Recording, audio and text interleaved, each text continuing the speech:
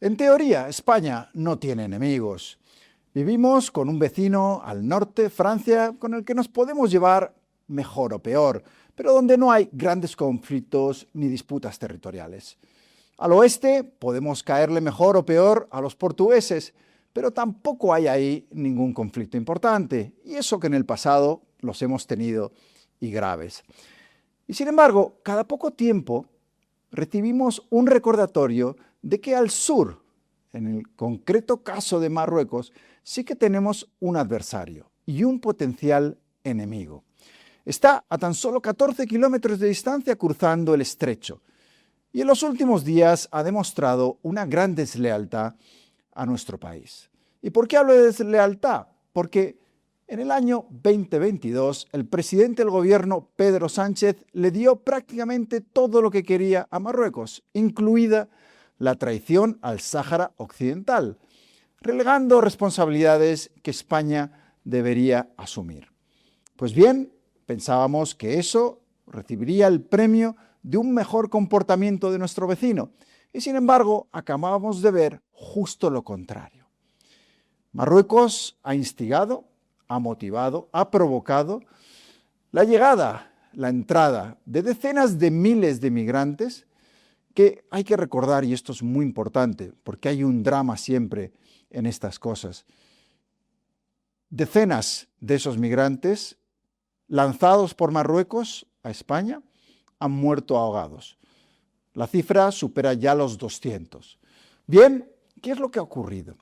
Y lo que es más importante, ¿es posible que España en algún momento entre en un conflicto serio, es decir, en un conflicto armado con el vecino del sur?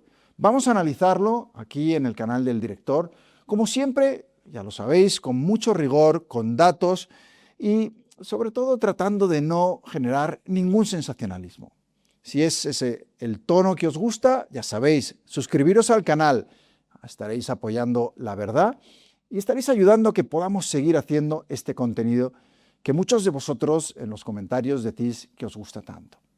Bien, Ceuta, el otro día, como decíamos, decenas de miles de migrantes cruzando a nado para llegar a una ciudad que se encuentra desbordada todavía. A pesar de que decenas de miles han regresado a Marruecos, todavía hay en las calles de Ceuta muchos cientos de migrantes, incluidos niños. La pregunta no es si Marruecos ha motivado o no esa entrada masiva de migrantes. Por supuesto que eso ha sido así. Pensad en esto. Marruecos es una dictadura. Es un régimen con un gran control sobre la población, donde nada se mueve sin que la policía y los servicios secretos lo sepan, donde cualquier disidente, cualquier crítica al gobierno es castigada y donde muchas veces incluso una pequeña multa te puede llevar a tener graves problemas. ¿Alguien puede creer realmente que ese gobierno no sabía o no tuvo nada que ver en que decenas de miles de sus ciudadanos cruzaran la frontera? Por supuesto, fue un aviso a España, que además se repite cada poco tiempo. Cuando Marruecos quiere algo de España o de la Unión Europea, siempre utiliza el chantaje de la migración.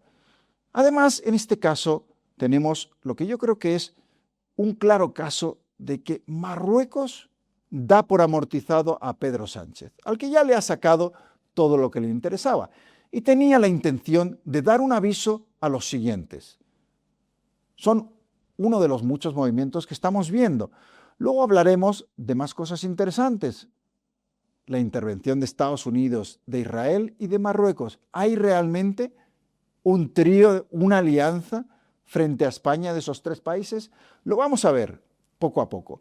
Pero lo primero que hay que decir es, para hacernos o responder a la pregunta de ¿es posible una guerra entre Marruecos y España?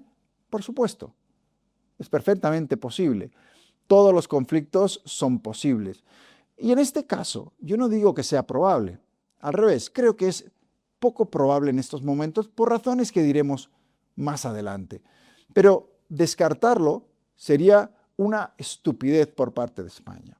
De hecho, ya existe una guerra, en este caso híbrida, de Marruecos, Cuando hablamos, por ejemplo, de las guerras tradicionales, ¿no?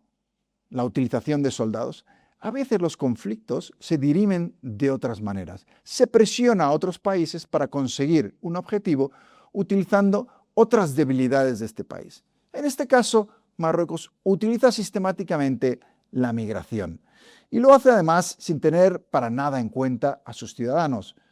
Lo decíamos, más de 200 ahogados en esta operación para intentar desestabilizar Ceuta.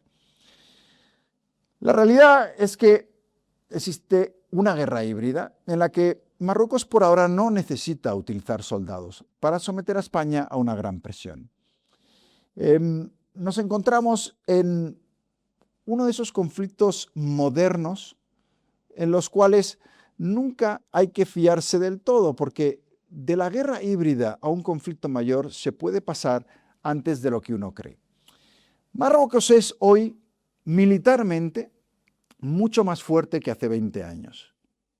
Esto no quiere decir que mañana, pasado mañana, dentro de 6 meses o 2 años, Marruecos vaya a utilizar la violencia, la agresión, para recuperar Ceuta y Melilla, esa gran reivindicación histórica que tienen los marroquíes. Pero la realidad es que cuanto más fuerte se siente un país, cuanto mejor cree que es su ejército, más dispuesto está a tomar riesgos y a provocar a ese adversario potencial. Dato. Marruecos invirtió el año pasado unos 6.300 millones de dólares en defensa, en el año 2025. Eso es un 6,6% más que el año anterior. Y ese crecimiento ha sido sostenido en el tiempo durante muchos años. Hoy ya tenemos en el norte de África que Marruecos es el segundo ejército más poderoso, excepto el de Argelia. Pero además está llegando a acuerdos con Estados Unidos para comprar un armamento cada vez más moderno y sofisticado. España, durante muchos años, ha permanecido con un gasto en defensa limitado. Llegó la crisis del 2008-2009, eso provocó ajustes. Ahora, sin embargo, estamos viviendo un aumento por las exigencias de la OTAN y de Europa, sobre todo a raíz de la invasión de Ucrania por parte de Rusia. Son tiempos en los que las grandes multinacionales que venden armas se están forrando y sus precios en bolsa están disparados. Es decir, son buenos tiempos para aquellos que se dedican a construir armas para que nos matemos entre nosotros. Pero en el caso de Marruecos, todavía la mayoría de los expertos consideran que no tiene un ejército capaz de entrar en un conflicto directo con España. Esto no quiere decir que en algún momento no llegue a ese punto, pero ahora mismo todavía no está ahí. Y por eso utiliza estos otros medios de presión. La realidad es que el giro de Pedro Sánchez en el 2022 tiene varias cosas que estamos empezando a pagar hoy. La primera es evidente. Cuando tú entras en una negociación con otro país y ambos países tienen intereses divergentes, lo normal es llegar a acuerdos donde uno puede ceder y a cambio recibir algo. ¿Pero qué hizo España? España cedió con Marruecos, reitero la traición al Sáhara Occidental, asumiendo el plan de autonomía de Marruecos, fallando históricamente a los saharauis, y sin embargo no obligó o no llegó a forzar ningún compromiso por parte de Marruecos. Simplemente es, te doy todo esto y espero que tú te portes bien. Claro, cuando hablamos de una dictadura, de un régimen con muchísimos intereses no siempre claros, con una población muy empobrecida, mientras hay una élite muy enriquecida, empezando por el rey y la monarquía, esos desequilibrios muchas veces generan tensiones internas. ¿Qué hacen los gobiernos y las dictaduras con esas tensiones internas? Provocar conflictos externos o buscar enemigos externos para no tener que enfrentarse a esos problemas domésticos que en el caso de Marruecos son evidentes. Por cierto, un país inmensamente bello. Yo he viajado últimamente por allí y desde hace 25 años he tenido la oportunidad de visitar distintas partes del país. La gente es maravillosa, el país es fantástico, te acogen en todos sitios de una manera maravillosa. Y lo digo porque quiero dejar muy claro que aquí no estamos hablando de los marroquíes, ni tampoco de esa gente que en su desesperación trata de conseguir una vida mejor llegando a España o a Europa. No, aquí estamos hablando de un régimen dictatorial, autoritario, que, como digo, mantienen a su población en la pobreza más absoluta mientras acumula riquezas e intereses, y que ha sido incapaz de desarrollar el país a pesar de las muchísimas posibilidades que tiene. Pues bien, la política de España fue apaciguamiento. Pero a lo largo de la historia lo hemos visto una y otra vez. El caso de Putin en Ucrania, por supuesto, otro clarísimo. Cuando tratas con una dictadura, el apaciguamiento nunca sale bien. Justo al contrario, lo que suele ocurrir es que ese dictador, ese régimen autoritario, dice o identifica ese apaciguamiento con debilidad.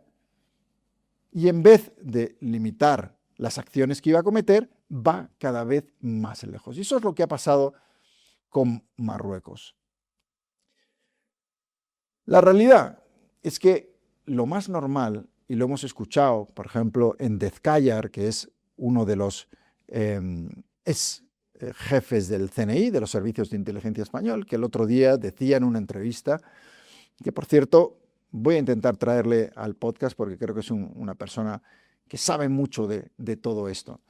Pero decía Dezkayar el otro día, esto se va a repetir, esto va a ir a más.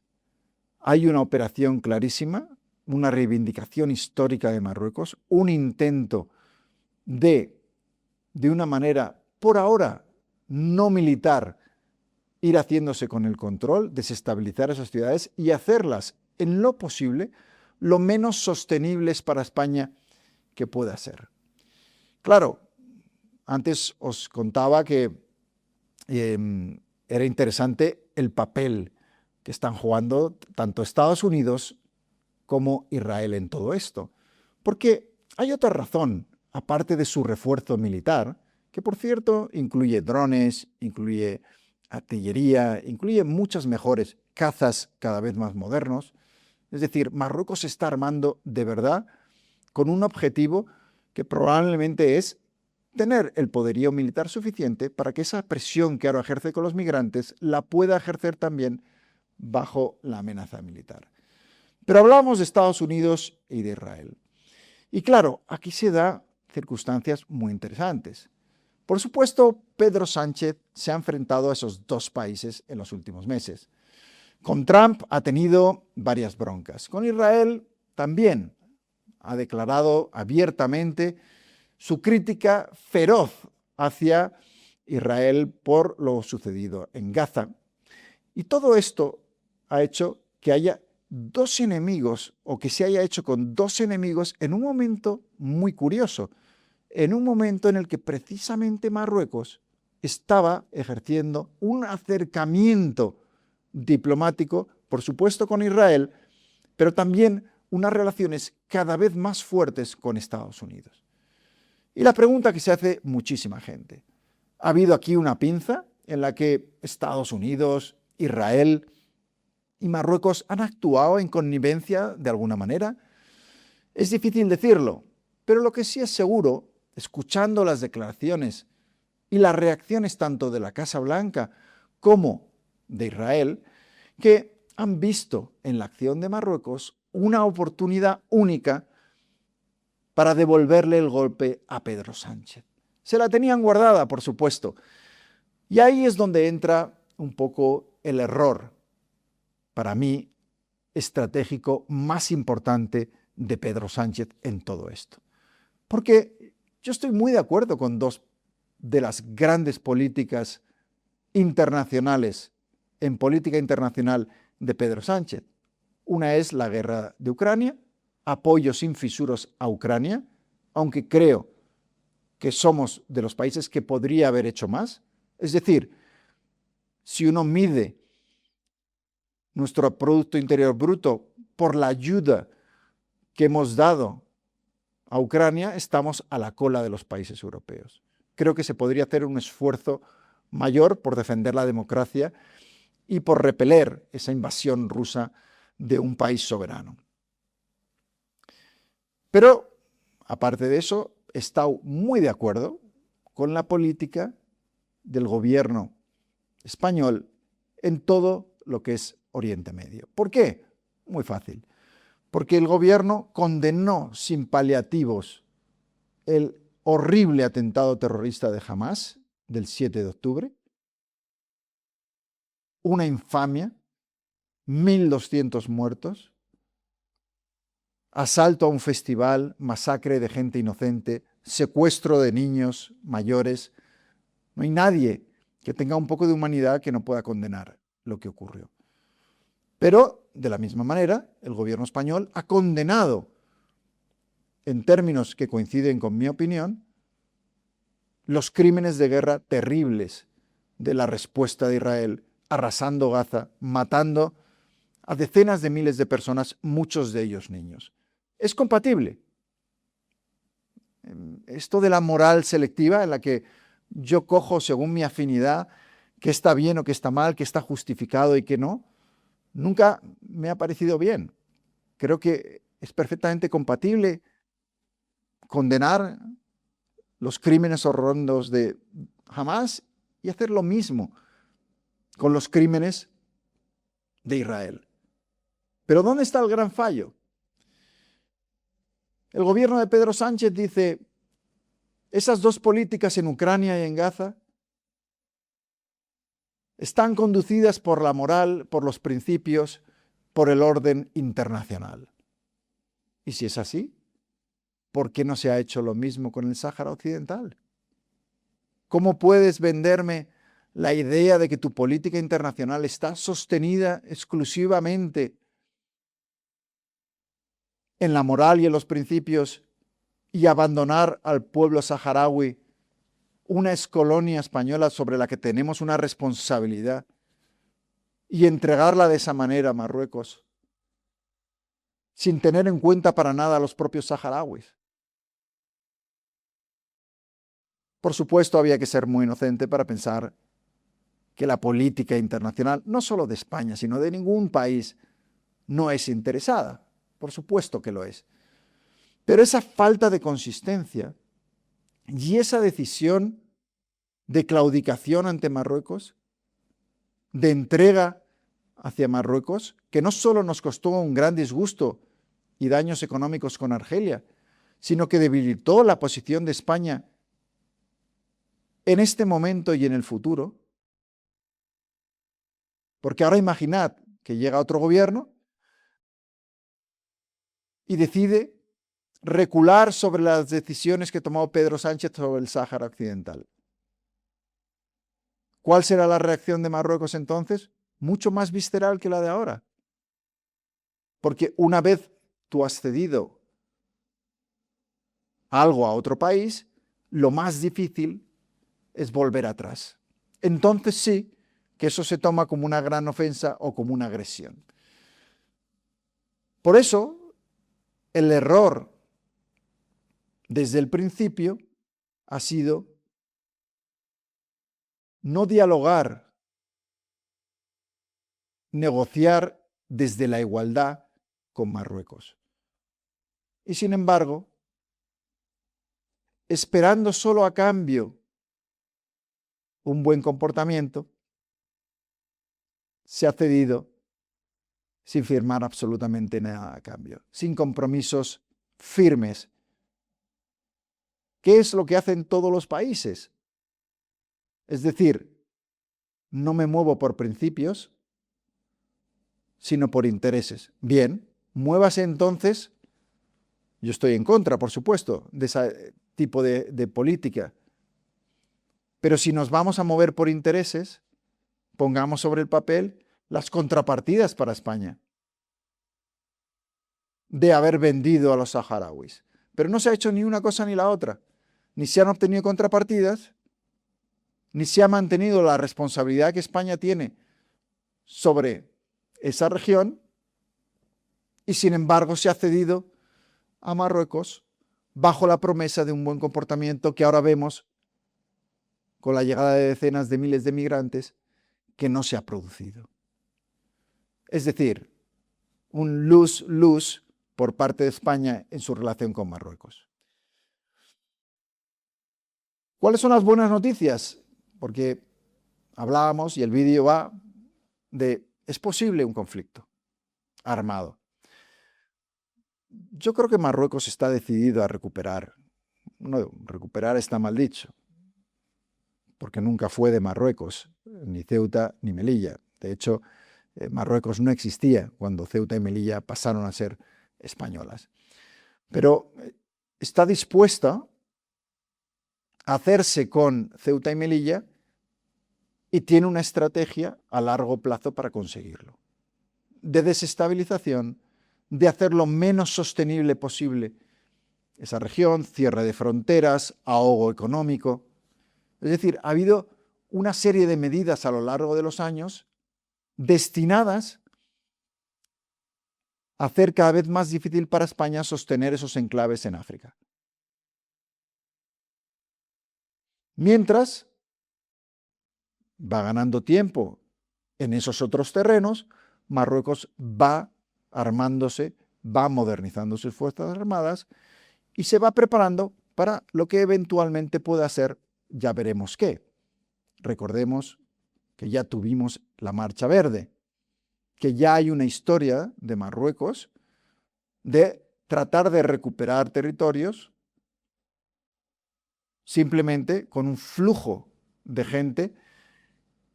Y esto que hemos visto en Ceuta es simplemente un ensayo de lo que puede ser el futuro. Porque si Marruecos puede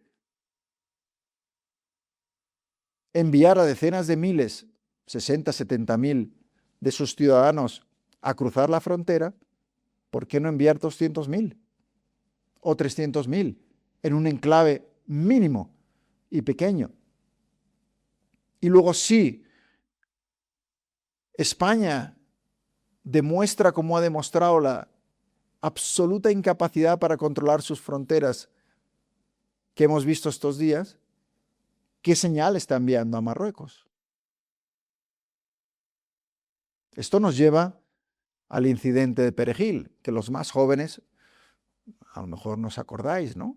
Que fue cuando Marruecos tomó esa pequeña roca, ¿no? Ridícula en cierto modo en cuanto a tamaño, y el presidente José María Aznar decidió retomarla por la fuerza, enviando al ejército.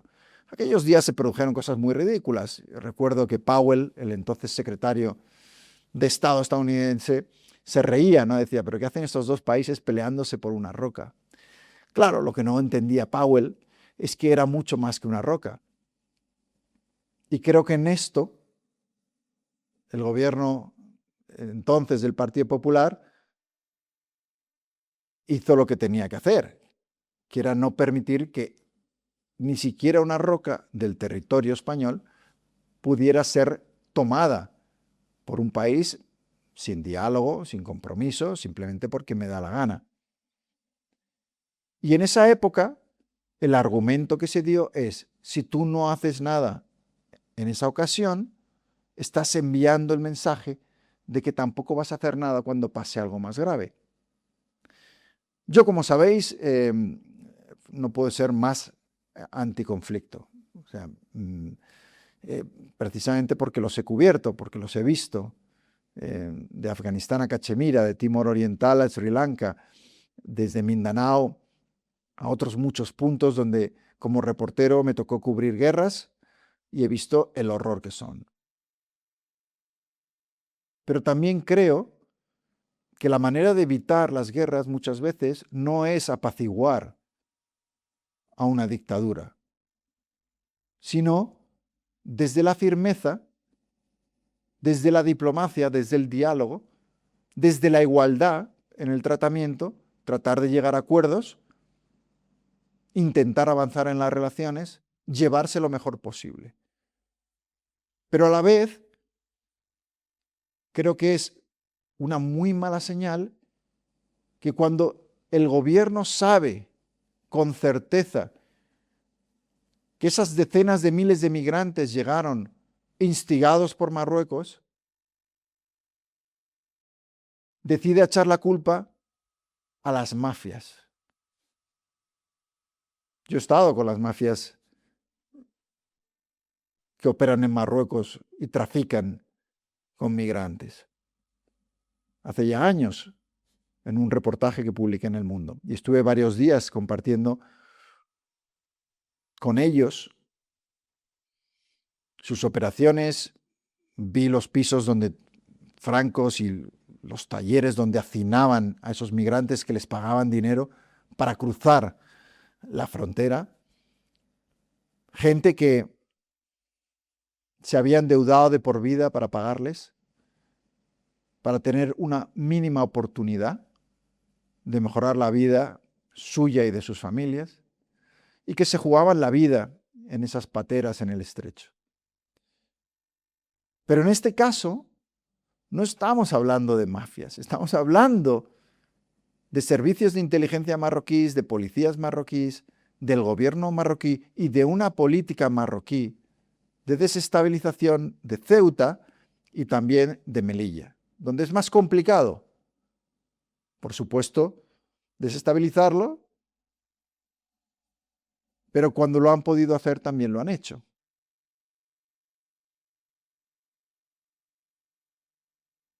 No puede ser la respuesta del gobierno español ante eso echarle la culpa simplemente a las mafias, porque es una manera demasiado fácil de salir y de nuevo entiendo que lo que quieren es evitar un conflicto diplomático con Marruecos. Pero es que hay veces que no es posible evitarlo, es que hay veces que hay que ir al vecino y decirle, esto que has hecho está mal. Es que decenas, ya cientos de tus ciudadanos han muerto ahogados por esta operación absurda y esta provocación absurda. Y no es tolerable y no lo vamos a admitir. Y va a tener consecuencias. Y lo primero que tenía que haber ocurrido es llamada a consultas del embajador marroquí. Enfriamiento de las relaciones. Puesta en cuarentena de acuerdos comerciales. ¿Quién tiene más que perder en todo esto? Marruecos depende comercialmente de la Unión Europea. Tenemos armas de presión para contrarrestar las armas de presión de la migración de Marruecos, pero ninguna de ellas se utiliza. ¿Por qué? Por miedo. Quiero pensar que es por miedo. Mucha gente habla de, no, es que tienen el móvil de Pedro Sánchez. Es verdad que los marroquíes hackearon el móvil no solo de Pedro Sánchez, también de Macron en Francia y de otros países. ¿Y cuál fue la respuesta de Francia cuando descubrieron que Marruecos había infiltrado los móviles de gente tan importante como el propio presidente Macron a través del sistema informático Pegasus, por cierto, de origen israelí? Se pusieron serios los franceses, congelaron las relaciones diplomáticas, amenazaron con romper muchos acuerdos, tomaron medidas. ¿Cuál fue la reacción de España? Nada, el silencio absoluto. No vayamos a enfadarles. Y aunque es verdad que España tiene más cercanía y por supuesto va a sufrir más las consecuencias de una represalia marroquí, la realidad es que hasta que España no sea capaz de aseverar su fortaleza frente a Marruecos, Rabat va a seguir testando hasta dónde puede llegar. Y ahora serán 60, 70 mil migrantes y el día de mañana será algo mucho peor. Y además han demostrado, como hemos dicho en este vídeo varias veces, que no les importa nada en absoluto la vida de esos ciudadanos, porque no tengamos duda de que cuando la policía y los servicios de inteligencia promueven ese movimiento migratorio masivo a través del mar, a nado, saben que va a haber un número importante de gente que se va a morir. Lo saben perfectamente y les da absolutamente lo mismo. Los envían de todas formas.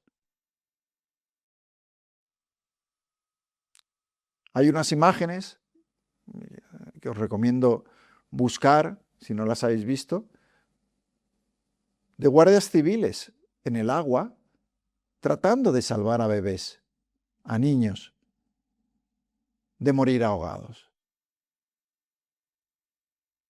Cuando en realidad, y yo creo que eso es honra, por supuesto, a esos guardias civiles, que también estaban arriesgándose por salvar esas vidas, pero ¿qué dice todo esto de Marruecos y de su gobierno? ¿Y qué dice de la debilidad del gobierno español a la hora de afrontar lo que fue descrito por Pedro Sánchez, sí, con acierto, como una agresión, y sin embargo, automáticamente le echo la culpa a las mafias, como si las mafias pudieran haber organizado el envío de decenas de miles de personas de golpe. No tienen esa capacidad. Es ridículo pensar que esto tuvo algo que ver con las mafias. Fue una decisión de un gobierno. Claro, si tú envías constantemente un mensaje de debilidad, si ese adversario o potencial enemigo cada vez se siente más fuerte, su ejército es mayor, esa política de apaciguamiento no reduce el riesgo de un conflicto armado, lo aumenta. Porque le estás enviando señales equívocas de que da igual lo que hagan de la otra parte, tú no vas a hacer absolutamente nada. Y creo que cuando tratas con una dictadura, no hay nada peor, y está demostrado a lo largo de la historia, que la política de apaciguamiento. Y esto no quiere decir que la alternativa tenga que ser una política como la estadounidense que estamos viendo con Irán y en tantos sitios, ni de agresión, ni belicista, ni violenta, para nada. Pero sí al menos de firmeza diplomática, de hacer valer tus armas de presión no militares, de dejar claro y enviar a ese vecino que se comporta con altas dosis de gamberrismo, de que no te vas a quedar de brazos cruzados cuando hagan acciones como esta. Por eso creo que la política actual del gobierno de España no reduce el riesgo de un conflicto armado, sino que lo aumenta de cara al futuro. La buena noticia, bueno, es que, lo decía antes, a mí me parece que es improbable que ese conflicto se produzca ahora. A largo plazo es difícil de predecir, pero la realidad es que una cosa que nos beneficia es precisamente esa dependencia que tienen España y Marruecos, el uno del otro. Es decir, ambos países tienen armas para presionarse mutuamente, aunque ahora mismo solo lo esté haciendo Marruecos. Es decir, para Marruecos, o sea, es esencial, como decía antes, el comercio con la Unión Europea. Todo tipo de acuerdos de los que dependen muchos puestos de trabajo y una parte importante de la economía. Aparte, por supuesto, del turismo, de otras relaciones de todo tipo. A Marruecos no le interesa llevarse mal con la Unión Europea. Otra cosa es que la Unión Europea vaya a ser solidaria con España, y ya hemos visto que esto no es el caso siempre, cuando haya una crisis. Y en el caso de España, bueno, es que nos interesa llevarnos bien con Marruecos, por la migración, por supuesto, por el terrorismo. Recordemos que del 11M, la mayoría de los participantes que llevaron a cabo ese atentado terrorista, 200 muertos en los trenes de Madrid, eran ciudadanos marroquíes o inmigrantes marroquíes. Es decir, es clave tener la colaboración de Marruecos en la lucha contra el terrorismo. Por supuesto, también es un socio comercial que interesa. Hay empresas españolas que están allí haciendo negocios. Y luego, simplemente la seguridad en el estrecho y la conveniencia de llevarte bien con un vecino tan importante, ¿no? Yo creo que es evidente que ambos ganan llevándose bien y los dos pierden llevándose mal. El problema es cuando hay un desequilibrio y solo uno de los dos hace el esfuerzo de llevarse bien, que ha sido el caso de España en estos últimos años. Necesitamos que el esfuerzo sea conjunto.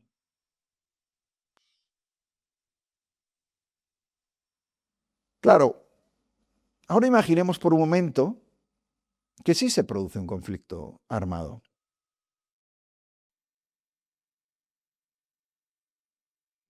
La historia está llena de ejemplos de conflictos que uno pensaba que no iban a ocurrir, es decir, conflictos con muchas menos posibilidades de desatarse que uno entre España y Marruecos, y que, por errores de cálculo, por provocaciones, por choque, por falta de comunicación, por fracasos diplomáticos, terminan en una guerra. Y aquí es donde España se tiene que preguntar qué pasaría si ese conflicto tuviera lugar.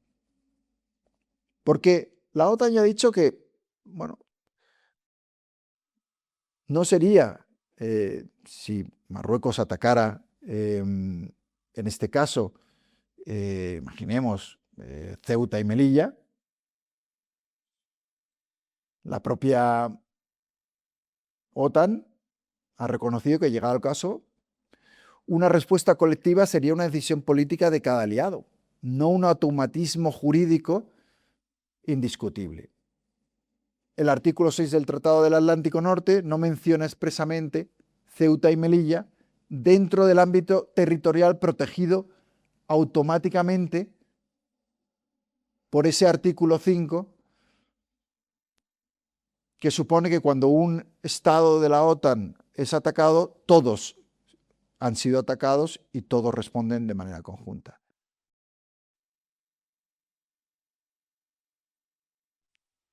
Es decir, uno pensaría o querría pensar que en caso de un conflicto o en caso de que Marruecos decidiera tomar Ceuta y Melilla militarmente, que habría una solidaridad de Europa y de la OTAN. Pero yo creo que España tiene que considerar seriamente que podría verse sola en su respuesta. Y esto es lo que lleva a la necesidad de prepararse para esa guerra. No porque vaya a suceder, no porque nadie desee que vaya a suceder, sino porque las guerras son impredecibles. Y lo menos que puedes hacer es estar preparado. Pero lo que hemos visto con esa entrada de decenas de miles de migrantes en Ceuta es que España no estaba preparada ni siquiera para eso. Hay informes ya, noticias, filtradas probablemente desde el interior del CNI, que indican que los servicios de inteligencia españoles advirtieron al gobierno días antes de que esto se estaba preparando. ¿Cuál fue la respuesta? ¿Se reforzó la frontera? No. Se empezó a reforzar una vez ya había sucedido.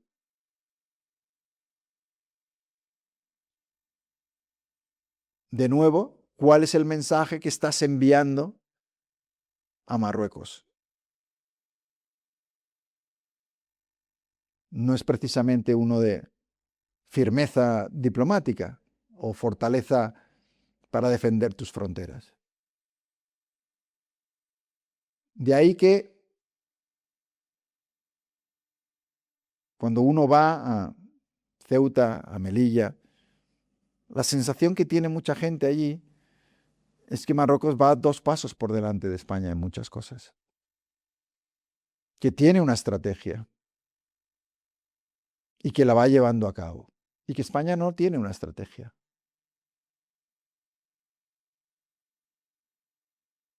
Y si no se prepara, pues eventualmente, en caso de que sucediera lo que nadie quiere, que es un conflicto,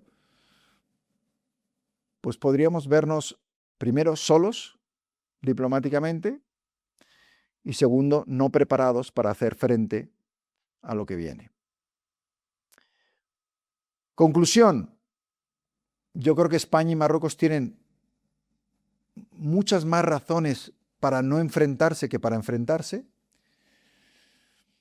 que también tienen todos los ingredientes que históricamente pueden hacer que una crisis se convierta en algo más: disputa territorial, un rearme, en este caso de Marruecos y ahora también de España por petición de la OTAN y exigencias de la Unión Europea, fuertes nacionalismos, especialmente en Marruecos, una cuestión como es el Sáhara Occidental que sigue abierta, porque por mucho que Sánchez haya optado en este terreno por ceder a Marruecos, Sánchez podría no estar en el gobierno en unos meses y el próximo gobierno podría decidir recular en su decisión. Eso solo agravaría el sentimiento de agravio de Marruecos y podría llevar la situación a un terreno mucho más tenso, incluso que el que nos encontramos ahora. Uno querría que las razones para no llevar esto más lejos se impusieran a las otras.